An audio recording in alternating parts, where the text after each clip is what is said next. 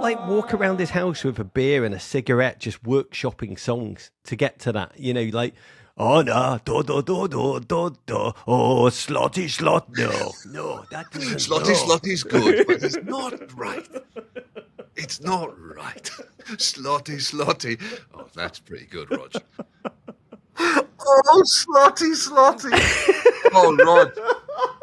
It's a masterpiece. Oh, I always look forward to December, partially because, you know, Everton can't mathematically be relegated yet, but mostly because, well, I can welcome back the thoughtful and empathetic gent who remains the unrivaled greatest friend of our pod, our most regular guest. You may know him from his 11 seasons now as the host of HBO's Last Week Tonight, a show that's even more Emmys than Mo Salah's got visible abs. This season alone, he and his team have covered such a wide range of topics: UFO sightings, deep sea mining, tech scams. Even though that group text asking if you'd like to be Manchester United sporting director is probably real, it is such a joy to welcome back, for the greatest holiday tradition I have in my life, it's my favourite voice of reason in these increasingly dark times. It's Mr. John Oliver. Rog, what a pleasure to be with you. 2 pieces of coal at the end of everyone's stocking, nestling together. I'll bite your arm off to just be a piece of coal, John. At least produces heat. That's the thing for coal.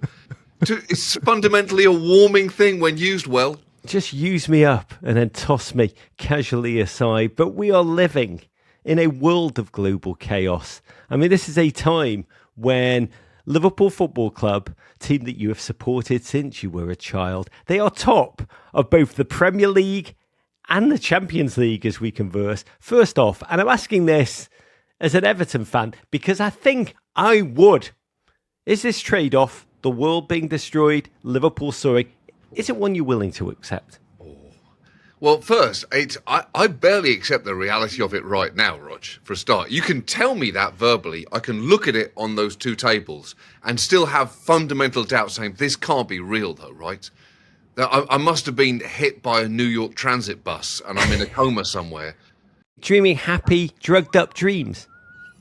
Yeah, would I sacrifice basically the health of the planet for Liverpool being top at Christmas? I mean, I want to say no, Rog. Yeah. And I want to mean it. That's the human side of your brain, but the animal side of your brain is saying, the animal would. The animal side is at very least saying, hey, it's a discussion. You do not answer that quickly. It's a discussion, isn't it? I don't want to straight, of course not, Rog. Well, hold on a second. How many points clear are we?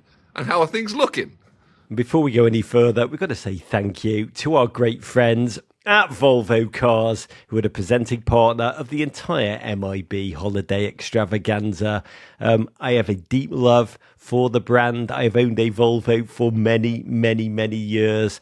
Be sure to check out their overseas delivery program where you can purchase a Volvo. This is an amazing opportunity. You buy it in the United States and then you can experience the food, culture, hospitality and engineering in a fantastic trip to Gothenburg, Sweden. Skål!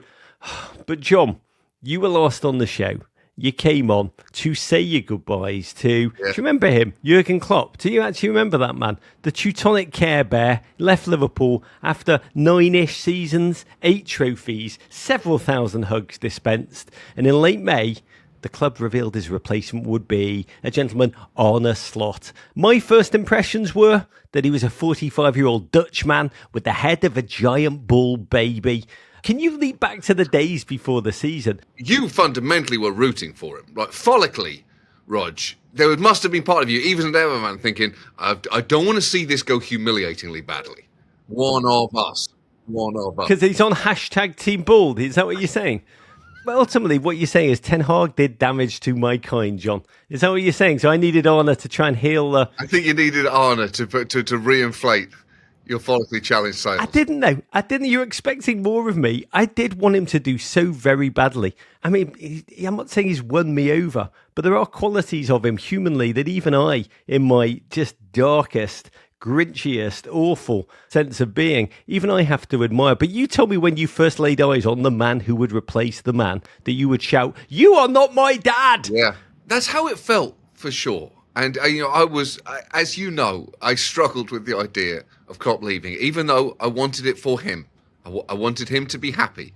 But when it was clear that his happiness was elsewhere, you think, well, could you not just be happy here instead? But so it was. I think most Liverpool fans were not expecting that much from this year. What did you think of him? What did you expect? Hoping for top four. That felt like something you could reasonably hope for, but definitely not expect. This is different. And I think it probably speaks to a couple of things. One, not many managers walk away from a situation like the one Klopp handed over. This was not Alex Ferguson saying to David Moyes, hey, good luck with that. Throw in the match. Boom. But it's fundamentally things are in place here.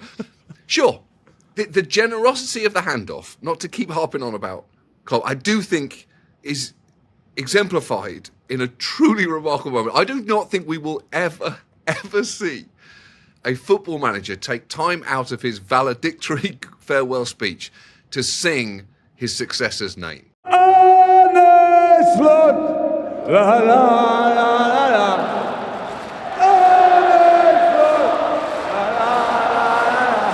And that was the moment that broke me in terms of just overwhelming sadness, that realising that Klopp was leaving. He's the kind of person that would decide to get the crowd to chant Arne Slot's name as part of his goodbye.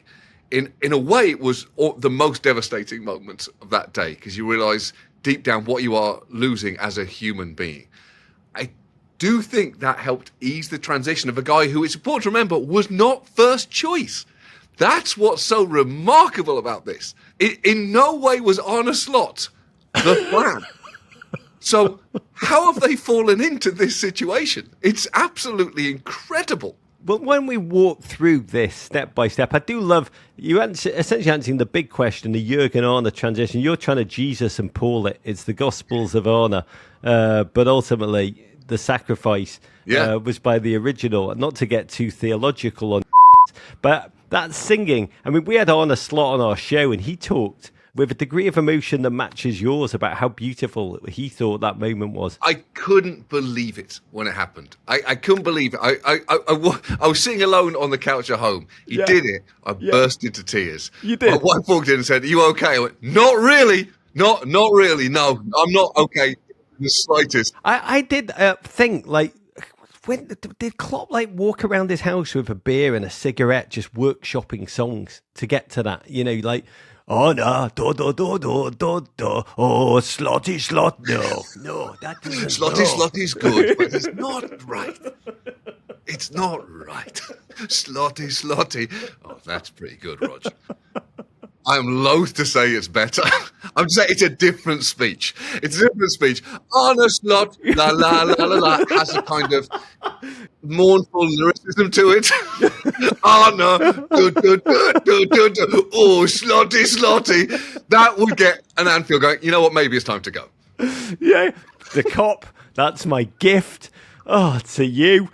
Oh, Slotty. Oh, Rod. It's a masterpiece. It is. Until Anthony Gordon arrives, that is my greatest gift to you, cop. But God bless Slotty Slot. It's catching on. It's pretty catchy in a German. It's better in a German accent, but not in a Scouse. Slotty. It's not bad. It's actually quite menacing in a German accent. But let's retrace the steps for a minute, because Liverpool, they started the campaign against Ipswich Town. Nervy first half, ended up winning 2-0. Second half goals from Diogo Jota and a gentleman called Mo Salah, who we'll talk about in a minute. Ultimately, it was a routine victory, but it was remarkable to witness. I remember watching at the time and thinking, what didn't happen was amazing. Because Jurgen Klopp, I mean, he saw himself. He talked about how I am the conductor between the fans and the players. He whipped up Anfield intentionally. Slot was almost anti-charismatic, more measured, no fuss, no theatrics, nothing performative at all. It was just clinical, stoic business. Yeah, it's odd. I thought that would be a weakness. So I hoped. I think it became a strength. It's a conductor basically getting up there with his baton and saying, "The music's in front of you. I'll see you at half time." You know how to play this. I'm going to treat you like grown-ups. Yeah, so it was definitely a shift. And I think it probably helped the fact he's so different. When you have gigantic shoes to step in, if your feet clearly don't fit, it almost helps. You're not kind of pretending that you're someone that you're not. And there seemed to be a kind of a more precision calmness. They could inject chaos when they wanted to as a team, but there seemed to be calm where there once was this controlled chaos. Yeah, I mean, this is about the difference that you're seeing, the difference that we're experiencing. Says Arne Slot turned out to be not the stepdad, but the dad who stepped up. And I am interested to see, what you're hinting at it, what has been different about the football? More control in midfield, less mania, a plan B. Again, though, like in the sense that Arne Slot was a plan B, the whole midfield fundamentally is a plan B. This was all built on Zubimendi, right? Like the understanding of you got to have someone in there because we don't really have anyone. You can't probably play with Endo starting the way that they want to play. And then all of a sudden, he's kind of she's all thatted Ryan Gravenberch. Like, took off your glasses, you were beautiful all along. What, shake down your hair? Like That's at the end of She's All That? Is that what it is? Goodness. Ryan Gravenberch just took off his glasses, shook down his hair, and he said, I am the number 6. You've been in love with me from the very beginning of the movie. Take us to the prom. We're not taking you. Pull up outside in a long car. Yeah, he's absolutely incredible. He somehow has managed to get something out of Ryan Gravenberch that Jurgen either didn't see there or couldn't get out of him, but he's done it. Well, I mean, how does that happen? He's been the revelation of the season. I've spoken to both Gravenberch and to Cody Gakpo about this, because it is the most remarkable transformation since Ki-Hugh Kwan re-emerged as like an Oscar-winning leading man who knew. I still don't understand how Arne did it, other than by just speaking to his Dutch players in, Dutch.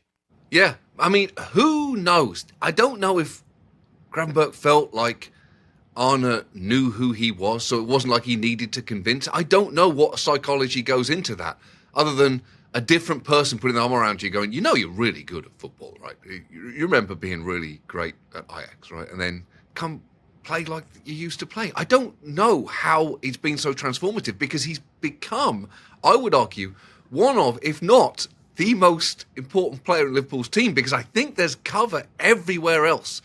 I think they could sub someone else in. If Gravenberch goes down, I do not like that look on your face right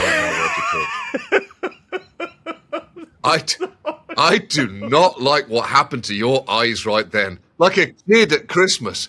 That was like my eureka moment. I'm in the bathtub and you just invented something. I'm like, keep going, I like it. How would it happen? Is it a hamstring or is it something more? It's a non-contact injury. That's what I'm hoping for. Well, it's a Tonya Harding. Roger goes Tonya Harding is what it is. He must be protected. He must be protected, right? I worry. It's a big drop-off. He is the facilitator, right? He can play the way we've needed someone to play and that we thought we were going to have to buy, and then the answer was in front of us all He'll along. just do something else, though, this man. He'll just take Darwin Nunez and say, Darwin, or whisper to you in your native tongue. Your whatever Esperanto speaks to you on that primal level, and he'll just become the next great number 6. I think ultimately you are onto something. And by the way, I do love your rom-com analogy here, that just when Ryan Gravenberch is on the ball and he drops his shoulder, just like the Sunday's Kiss Me is just playing now faintly in the background. Just like, that's all I'm going to be thinking about. But insert rom-com music. The Lars, there she goes. Exactly. We had Dominic Soboslai come on. I asked him, I actually hoped it would be negative, the answer, because I'm a horrible person. Yeah. And I said to him, what's it like? You used to spend so long looking at Klopp just like flopping his arms around, going manic mania on the sideline. And now you look over and you see a man who genuinely doesn't move and is the king of normcore. And Dominic Soboslai just said, it was a brilliant answer. He just said, I see a man who knows he has a plan. We know the plan, and that plan is working. Yeah. I mean, that really is the conductor saying, no, you know how the music goes, right? We've practiced this. Just play it like that. And, I'll give you all some satsumas at the interval. Lads, you'll have to rip the satsupas open on your own. But the other massive story of the season, Mohamed Salah, 32 years of age, single-handedly rescued points for your team against Arsenal, against Chelsea, against Newcastle. John, 2 things that get better with age. Mo Salah as a striker, and Mo Salah's hairline. Yes, it's like if Samson cut off his hair, went to Turkey, then came back, lifted the entire building and started doing reps with it. Yeah, I like your translation of the Bible, John. Doesn't have to be that way, Samson, does it? Doesn't have to be that way. Is that what you're saying? I mean, I don't like to read too much into and project, but are you saying, like, we always used to try and debate, is Mo Salah, old haircut, was he the baldest haired man in the world or the hairiest bald man in the world? Do you think ultimately words hurt?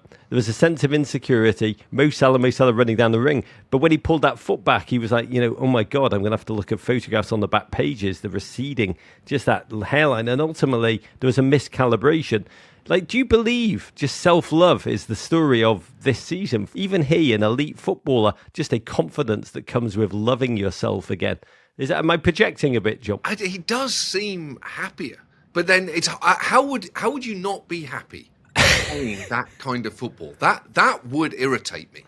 If to be that good at something, to be in a situation where you're thriving, to score goals and sit on the advertising horn, he's just looking out. Just looking out at what you've just done. I mean, if you're not happy doing that, then you don't deserve anything that's just happened. Happy doing the football stuff. If I were Mo Salah, I'd just be happy just touching myself, just running my own fingers over my own contours. You get a ruler just to see if it made a badonka-donka-donk. Blah, blah, blah, blah, blah. Not one of those old percussion instruments. Just blah, blah, blah. There's so many things you could do with a chest like that. Oh, I bet you if you run a xylophone stick down Mo Salah's abs, it just plays a most stunning rendition of when the Saints go marching in. It's just natural. It's beautiful because when he whipped that shirt off, John, after scoring against Southampton, that is so sculpted. It is Greek statue behaviour. Yeah, Greek statues would say core.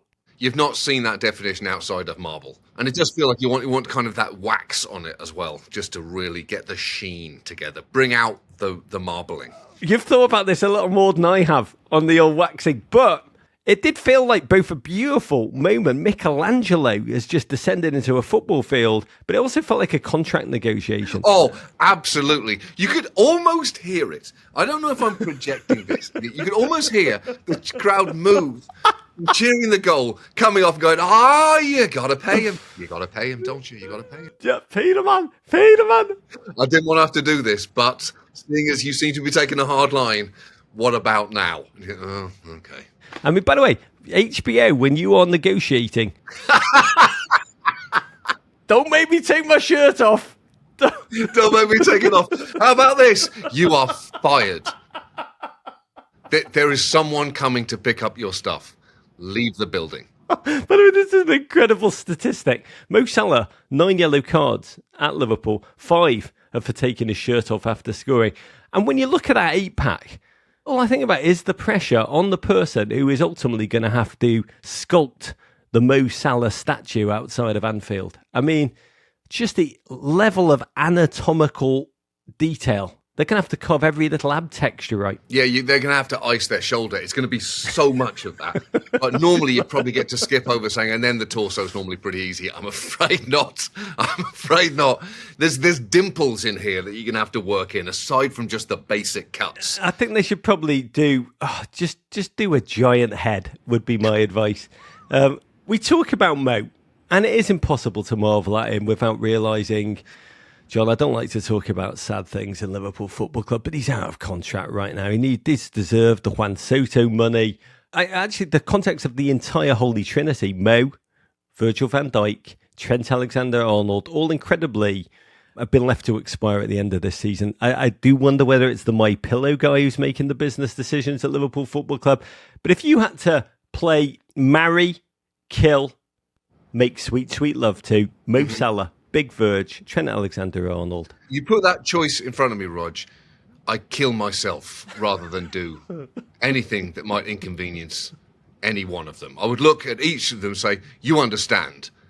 And I would full on sword straight into the soft chest. Oh my God, it's like that scene in the original Shogun. Is that what you're saying? That's right. John, what a way to go. You understand, don't you, gentlemen? If I have to get rid of one of you, life is not worth living anymore. Not one single Liverpool fan has been able to answer this question to me. It's I don't know, because you can't kill any. They've all been too important.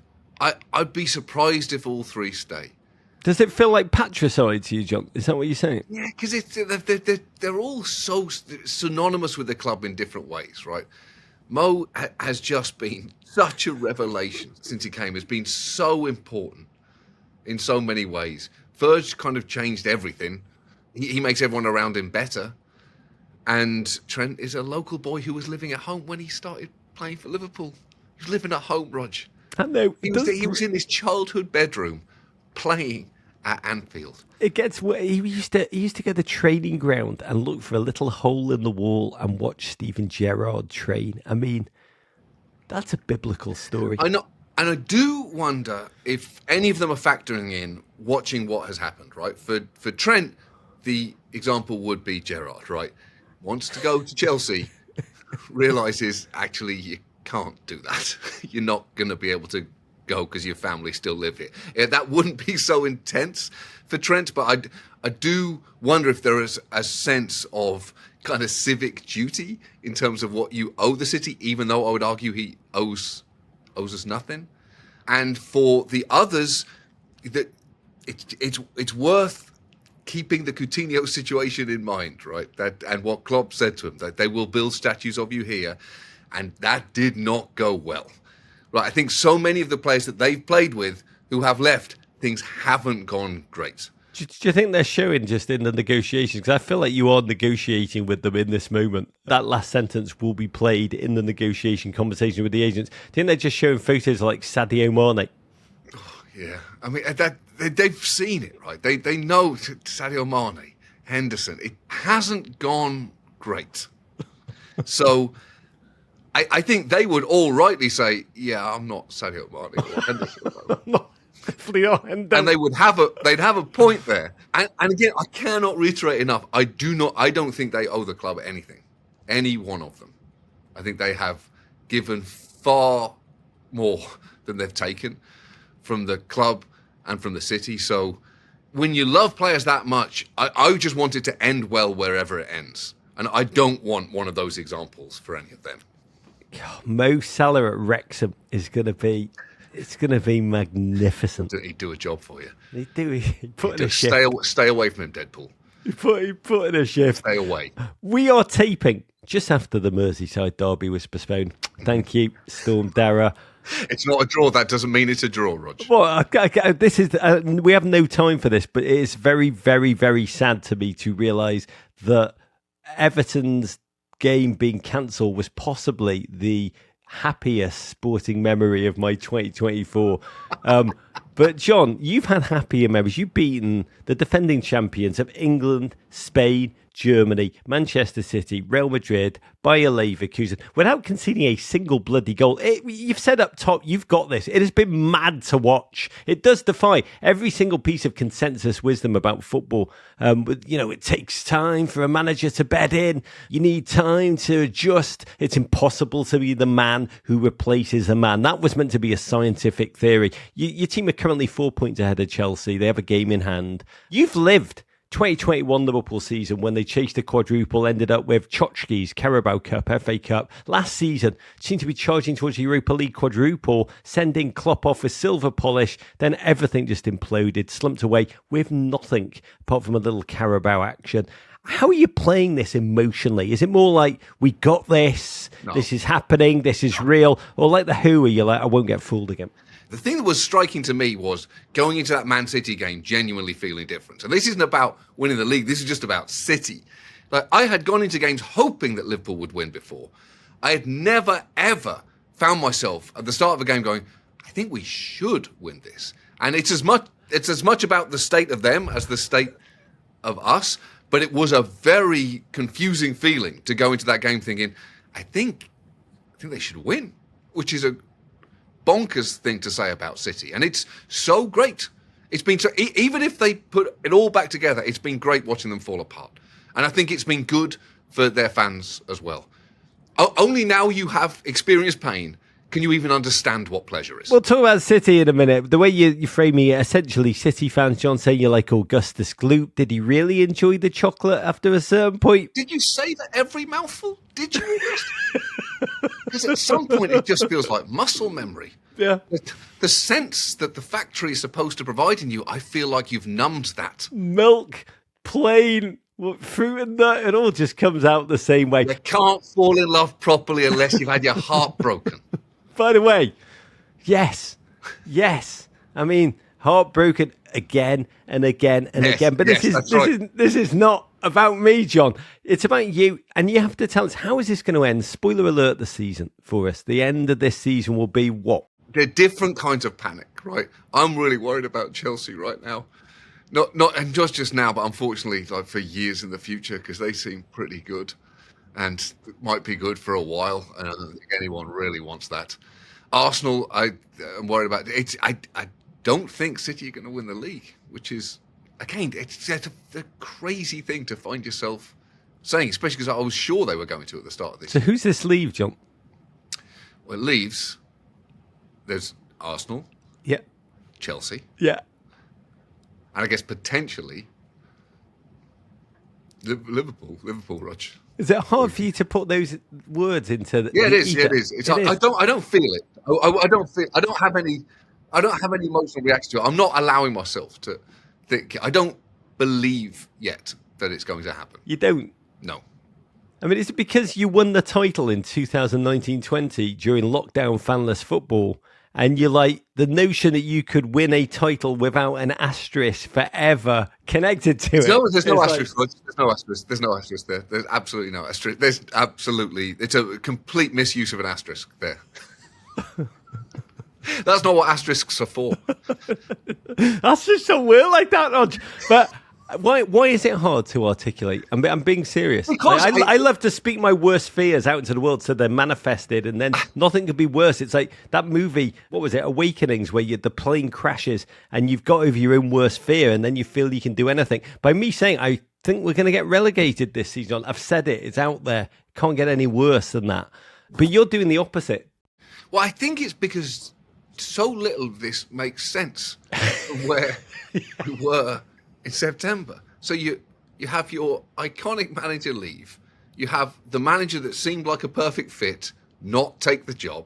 You have the holding midfielder that you desperately needed seeming to come to the club and instead staying in Spain. So you have the absolute antithesis of your previous manager standing there who doesn't project something that as fans you can take confidence in early on, right? So none of this felt like it was likely to happen. So that's still kind of the dominant emotion, just sitting there going, yeah, this is all, when does this fall apart? And that's why I think going into that Madrid City week, you think, I mean, probably this week, right? Probably this week. It just feels like it's coming. And then when it doesn't arrive and things seem solid, you go, oh, we're in a different situation. But that's going to take a while emotionally to get in. When you spend the whole summer preparing yourself for something that doesn't happen, something else happens instead. And like, I'm not one for preparing myself for good things happening in the world. And that's served me very well over the years, right? We've drilled down to the core of the issue. That's it. Yeah, it is a hard thing to come to terms with. Pleasure and success. Yeah, but that's part of it. And also listening to you, John, not again to go too theological. You're like, you can't have faith without tablets. Yes. Show me the tablets. Yeah. Show me the golden tablets. I need to see them, because the build-up, you're right, there was no transfers incoming. There was fourth choice. You're like, show me the golden tablets and then I can believe. Yeah, exactly. And there just wasn't enough evidence there. Yeah. Because things had not, on paper, gone well, right? That was not the easiest transition until Klopp suddenly decided, I'll sing this man's name. I will make you get onto this man's side. In doing so, I will have you shattered on your couch in New York.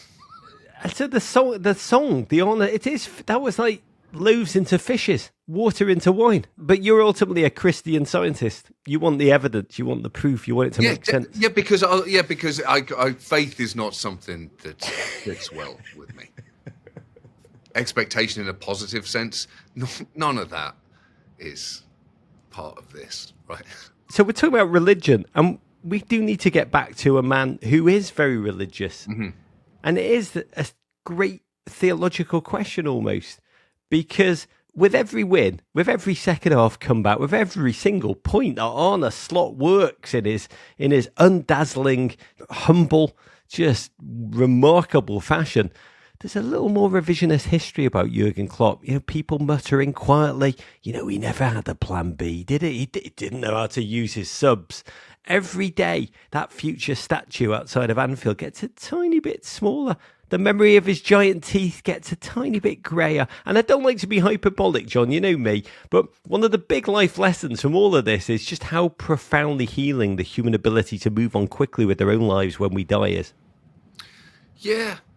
I mean, I see that differently. I think if Liverpool win the league this year, I think that will be partly Klopp's title.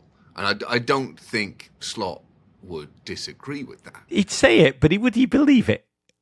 He'd say it. No, he'd definitely say it. Arne will say, yes, this is not my title. That would be his final flourish, like James Brown throwing off his cape. Oh, I think it would be partly his title, but I think it would be an our title thing. I think it's like, you don't inherit stuff like that often in football. You inherit messes most of the time, right? Because that's why a transition has taken place. Ferguson ran United into the ground, extracted everything he could out of that final team, and then left an absolute husk for David Moyes, who must have got there to that first training session and gone, oh, they can't run. I'm sorry to keep pressing this like a prosecutor in a courtroom, John, but this is humanly important. Part of this, just the effortlessness with which Real Madrid were diffused, Manchester City, almost an exorcism.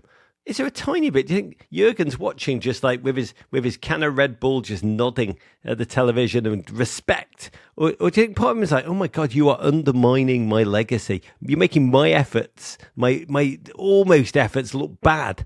Or do you think he's proud and confident of his place in history? I think it's the second one. First, when you say Red Bull, he's using that as an ashtray, right? How else would he use it, John? I don't think he would see it as diminishing because I think he's a better person than you or I. Oh, definitely. That's you're right. It's he's cleared a very low bar. That's there. A given. But, I mean, Ivan the Terrible probably also better than me. Vlad the Impaler. We'll see. I'm sure he had his moments. So I think he left that feeling I've done enough, and I think what Slot has done is remarkable. I think that legacy is intact. And it's a transition that I did not think it was possible. Yeah. You're such a lovelier human being than me. Because I like to think of Klopp like just watching all of this, like Matthew McConaughey in Interstellar, just floating around in agony in the fourth dimension, screaming like Murph behind the bookshelf. I think I'd feel that way. I think I'd say, oh, I did it. Those celebrations should be mine. Those cheers should be mine. I should be there doing my fist bumps. I think that's probably how I'd feel. And that I think that weirdly, because it's not like Football Manager, a self-selecting group, right? There is a consistent in so many of them. and to the point that it almost has felt like a job requirement at times. Some of those are platinum level. Jose Mourinho would be chief among them. The Archbishop of so I would feel that way, but I don't think he would. I don't understand how this has happened, Rog, because it hasn't happened by plan. Yeah. That's what's so crazy. And what is so great humanly about it, ultimately, even I have to concede that. I'd love to think of Jurgen's just foaming at the mouth. I even gave them the song. They've even forgotten who wrote the song. God. I don't think he feels that way. I like you, am constantly bamboozled by that fact. But you go back to all of those old Klopp interviews and you think, oh, you're thinking on a level that I just don't think at. And I'm not a religious person. Just the way he talked about his faith, it did feel like, well, I don't know that Christianity is what makes, personally, I don't know that Christianity is what makes you this good a person, but you're making a pretty good case for us. Yeah, I mean, his God, you sat down with you at 3 a.m. in the morning, cracked open another beer, had a cigarette with you, just talked about life. But the way you talk about Manchester City through a religious lens, that was remarkable. And you've started to talk about them. I think more than anything, they were the team that exhausted Jurgen Klopp. They were definitely the team that left him with just that one Premier League trophy and not three. Ultimately, this year's City team have experienced a fall, which in its own way is like cut from a Greek epic. Erling Haaland warned Arsenal to, quote, stay humble, a fall almost as inexplicable and as unexpected as Jay Leno falling down that hill allegedly at the Hamptons Inn.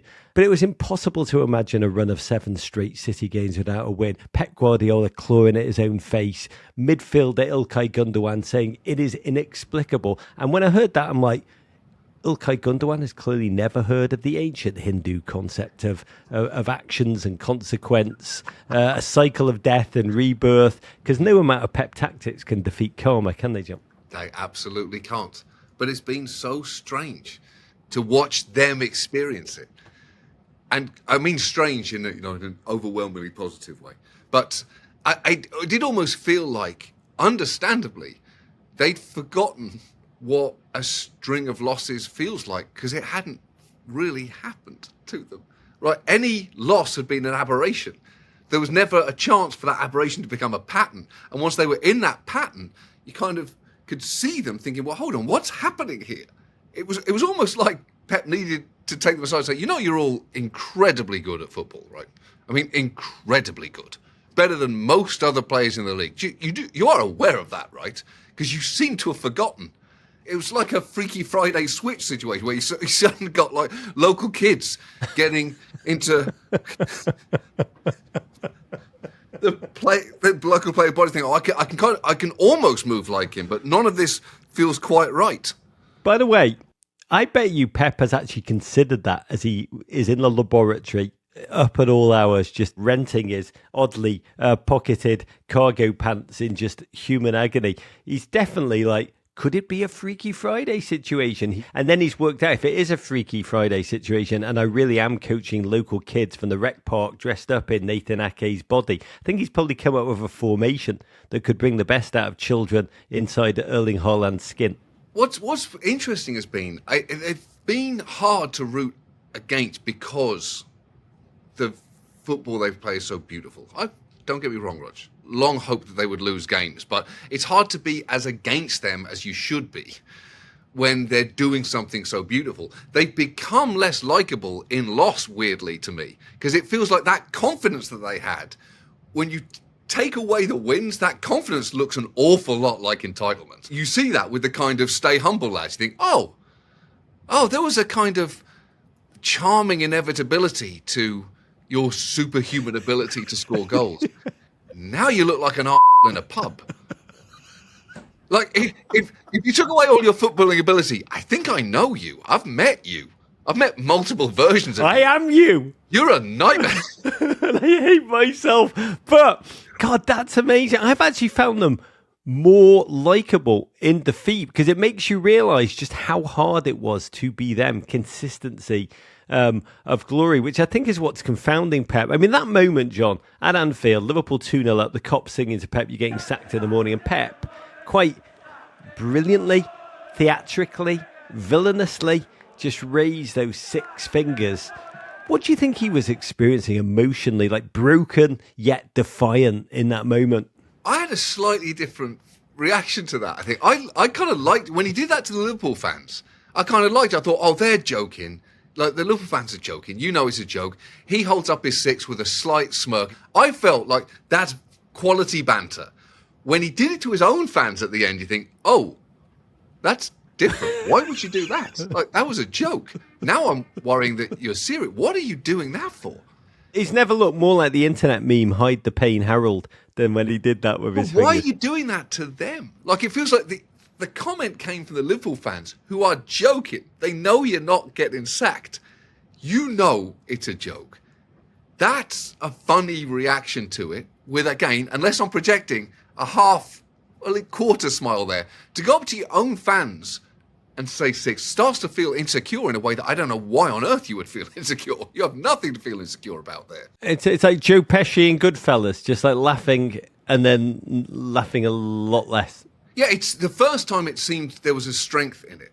The second time, when he did his own fans, that felt like a weakness. God, I mean, but very quickly on Man City. I mean, to me, they're a bit like a dictator who's kind of ruled the nation ruthlessly. I will only believe their regime has fallen when we see the body. We can't count them out, can we? I mean, no, I'm afraid not. Although, I don't think they're going to win the league. You can't count them out, but I don't think they're going to win the league. I think it's going to be someone else, which is good. It's good for everybody. It's good. It's good for all whichever team wins. It's good for football on a whole, and I do think it is good for them too. I love this, by the way, when you were addressing Manchester City. Your pain, it's good for you, lads. It's good. It's good for you. I guess this is such a quintessentially British response. It's good. Pain is good. Earn the victory. Earn it emotionally, not just with goals. Earn it. On the other side of Manchester, United, new owners, same crap vision. I mean, that line from the Irish novelist Paul Murray, the club remained like a soap opera that's been written in crayon. And poor Ten Hag, we talked about him, let go last month. In came 39-year-old Ruben Amorim, a two-time Portuguese league winner with Sporting Lisbon. He arrived all smiles, but that confidence has quickly kicked out of him. He's already got that grey Old Trafford pallor that we've seen so many times before. Two questions. Is Ruben Amorim just Ten Hag with hair? And it's the only rational conclusion at this point where we've seen like Moyes, Van Gaal, Mourinho, Rangnick, so on, so just a doomed array of man. Is United at this point cursed, like a footballing Harrenhal? I don't know if they're cursed. I think it's just like one of those things where you might need to look within. No, it's like when you have a friend who just has an absolute parade of failed relationships. You think, you know what? It might be you. I'd start talking with the man in the mirror. I'd ask him to change his ways. I think that there might be an institutional rot at that club, and this speaks to who I am as a person. I hope that rot is never cured, stays forever. It has given me immense joy, and I hope it continues. By the way, that part of the show is probably the most startling to listeners, and a lot of human beings will listen to that and stop thinking about Manchester United, started to think about themselves. Football is life. You've just dropped a human truth, and I know I will be thinking about that for a long, long time into 2025. John? There's so much to dislike about Man United. That's the thing that I appreciate so much. I've disliked them when it was hard to do, and now it's easy. It feels like at the moment, until you fix the rot inside that company, that you're going to struggle to have any manager dig their way out of that hole. And as long as you have people like Bruno Fernandes there, who might be the most loathsome footballer in the world. Why is that? Because he's so talented, but there is something about him. He's so sour. And I think the thing that frustrates me about him is he's an amazing footballer and he doesn't behave like it. There are players on his team who are not as good at football as he is. The very least you can do is enjoy being that great at something, and it doesn't feel like he ever does. The very least you should be able to do is appreciate how incredible you are at something. He's not a lifter-upper, is he? If he was 10th as good, he could still be the best player at Everton Football Club. Yes, that's what's so frustrating. Like, he must be horrible to play with because he's better than so many of his teammates, and it doesn't seem to bring him any joy. And if that doesn't, where is joy in the world? I assumed if you were good at football, everything was okay, Rog. That was the thing that eluded me my whole life. Please just let me be better at this. Please, it's all I want. Please. You've just destroyed it. I've always seen myself as a work in progress, and you've just destroyed the goal I was moving myself towards. But there's a club that I've never liked that I actually have an incredible respect for. Chelsea Football Club, a transformation.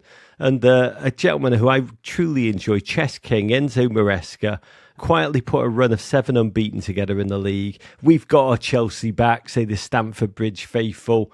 And leading it all is Cole Palmer, just a chill guy. More goal contributions than any other footballer, more than Salah, more than Haaland since the start of last season. But he's an incredible singular bloke. His interviews, just had him on again here. I'm actually more and more convinced he's like a comedy genius doing a bit. He's like an Andy Kaufman or like a more deadpan Nathan Fielder. You know, the chippy chips, the Zen Master, 2-word max answers. Even if you hate Chelsea, I do believe it's humanly impossible not to love him. What have you made of he's like an outsider artist. But that shows how likable he is. That when all the ingredients are there for you to not be able to appreciate him as a personality, and he does it anyway. It's like looking at Jack Grealish's oddities and thinking, oh, there are two of you. There are two. In modern football, to have two people with no filter. That's what I like. Barmy just says whatever he's thinking. Often what he's thinking is not very much, but there's a real charm to it. Sometimes nothing. Sometimes he'll just say, I don't really... I think it was you interviewing him. And you were asking him about, what do you think... Is that right? Was that you? Yeah, when he did it. I was like, what do you think when you pull your foot back to take a penalty? He looked at me like I was an idiot, and he just said... Not even lying, I just put the ball down and go back and shoot. I don't actually have one. That blew my mind. I missed a penalty when I was 13 years old, and I've never, ever forgotten it. I thought my life was over. I remember being at home in bed that night, unable to sleep, thinking, I don't know what I'm going to do with the rest of my life. This is going to be with me forever. And the thing is, I was right. I still think about it. Did you let yourself down, or was it that you let your team down? Both. I was both. It was just... You had? I'm having a physical reaction to it now. It was an absolute nightmare. Who were you playing for? I was playing for our school team. Who was it against? Opened up my body with the left foot, tried to go the other way. I think probably just decided too much to keep a guess right. Saved it. It wasn't in the corner. What did it feel like in that moment? Terrible. Absolutely. It's like my whole world fell apart. I just felt cold. Felt like my heart had stopped. And then it didn't seem like my heart ever picked up at the same rate again after that. It was absolutely devastating, to the point that I'm not sure I took a penalty off that because it was so terrified of it, because I thought too much. I didn't think like Cole Palmer and think, oh yeah, maybe just remove all thoughts from your head and just rely on instincts. I think because I didn't even trust those instincts. That's where Cole Palmer and I differ. Anyway, the Edinburgh Festival, we used to play comedians versus critics each year, and one of those games went to a penalty shootout. And I had to take a penalty. And I remember being sick, and I thought about it a lot. All I thought was, I'm going to do the opposite of what I did. So I won't on my body. I'm just going to hit it as far as I can into the bottom left corner. And I hit it. It went in, and it was almost like, like I described that, everything going cold and stopping. It was almost like that 13-year-old heartbeat came back, and I just started running. And you're not going to believe, I swear this is true. I ripped off my shirt like Mo Salah. My dad happened to be in Edinburgh at that moment. He was watching the game. I ran into the crowd, gave him the shirt, and I promise it's true, he had tears in his eyes. I think he realised at that moment, I wanted this for you as well. You're not going to be able to get us to the dream that we both had for you. This might be as close as we can get, and I'll take it. John, you've just described a whole narrative arc of 13 going on 30. All of that is a very long way to say. When Cole Palmer says, I don't think anything.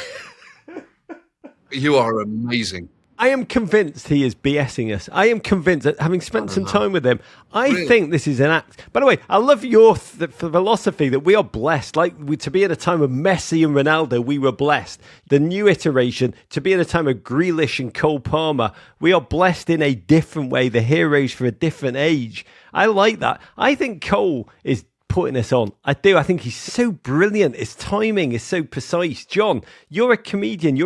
It's almost elite improv. I do believe when the camera clicks off, he's reading Solzhenitsyn. He's like, oh, I've just finished The Day in the Life of Ivan Devinovich. And then he's like, cameras are on. He's like, chips. I don't think anything, Rog. Yeah, don't worry about me. The cameras go off. He's like, idiots. And he's just walking off, pulling a book. He's never happier than with a book, but he's done this again. Think about it. I don't read Stephen Hawking to understand it, Rog. I read it to try and put myself into his mind. Yes. Does that make sense? To become a better penalty taker. You're right. I can't root against him. I absolutely cannot root against Cole Palmer at all. And I do not like the financial steroids that Chelsea have engaged in, but I think it's going to work, and at least you're doing it in a likeable way through Cole Palmer. I mean, you just cannot root against that man. Cole Palmer is joy. Cole Palmer is truth. Cole Palmer is the kind of slither of optimism I'm holding on to. I do want to say thank you again to our great friends at Volvo, who've been the presenting partner of our entire MIB holiday extravaganza. Find out more about their overseas delivery program this holiday season. Oh, to go to Sweden, what a bloody joy. But John, to finish, having you on every December is like, for me, up there, we're reading those little think pieces reminding us that Love Actually is crap. That's like the holiday tradition. And just before the end of last week tonight's season, the 11th season, it's incredible you have been doing this show for that long. You did a really poignant interview with the New York Times for their podcast where you said something that you've talked about for the past decade, that you're not a journalist, that although your show is staffed by journalists, incredible journalists, its purpose is still one of humour. This is your quote, using that incredible opportunity to do something hard, to bring awareness and jokes to a wide range of critical topics. If you're not a journalist, what do you see your role as? You know, when people say, oh, are you just a comedian, right? Or if, I think even when Jon Stewart in the past has said, oh, I'm just a comedian. I've never liked the just part of that, because I love comedians. I love comedy. It is with football, it's one of my favourite things, right? Which is why when I see a footballer who's also funny, I mean, it's very, very hard not to fall instantly in love. So yeah, comedy for me is more than just trying to make people laugh, right? It's a coping mechanism. Like at moments where I should be introspective, but maybe I'm not as much as I should be, comedy can at least form a thought and process it, if that makes sense. I'm probably more honest in comedy than I am when I'm serious, to be totally honest. I think I'm drawn to it at the darkest moments. I think you find most comedians will go to funerals of other comedians and laugh a lot. Psychologists might disagree. I would say that's not actually displacement. I'd say that is fully addressing pain. So if it wasn't for comedy, I'd be totally as a human being. I think it's always been the way that I've dealt with the world since I was as young as I can remember. Yeah, ultimately same. I mean, music, football, laughter. Yeah. And when I watch your show, there's a line by the war poet Wilfred Owen that all the poet can do is warn, which I think to some degree is when I watch your show, that's what I do think about. But you talk about coping, you talk about mechanisms of grappling with the reality. And every year you come on, and I do ask you about optimism. And every year the world's gotten just a little bit darker. Yeah. These are heavy times. They are dark times. I think bedrot was the word of the year. I think Wikipedia's most popular article of 2024 was about notable deaths. This is who we are now. And you told me last time when I asked you how you keep going, you said football is genuinely one of your best medicines. Can you tell us what is football to you? In times of chaos, you're looking for a routine, right? You're looking for a routine and moments of connection. And football really can do that. You know, it's a time that you can put aside for yourself because you've decided it's important to you. If it's important to you, you might know other people for whom it is also important, and that might foster a communication. So I get so busy, right, that it's with work, with family. Sometimes it's hard to work out when and how to communicate with people. I think maybe it is a male flaw as well, that we're all so locked in. You don't want to kind of interrupt someone else's day with your own thoughts or feelings. Football matches weirdly foster a like kind of forced moment of connection. So I always end up feeling much less alone when I'm watching football.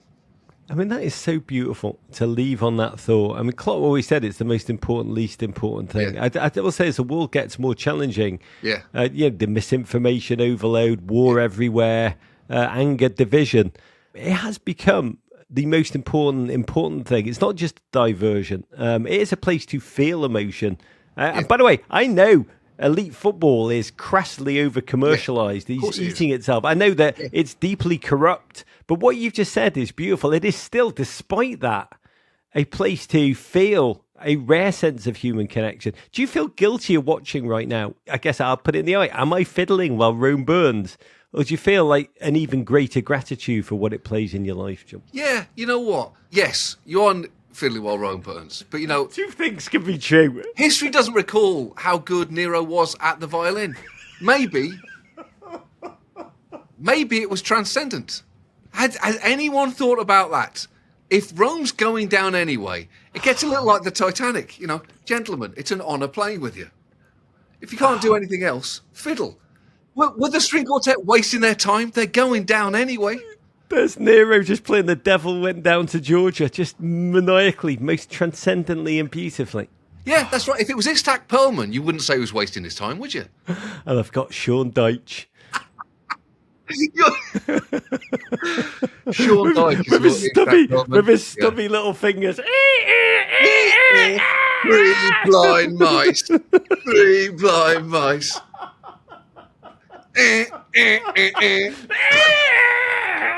Oh my God.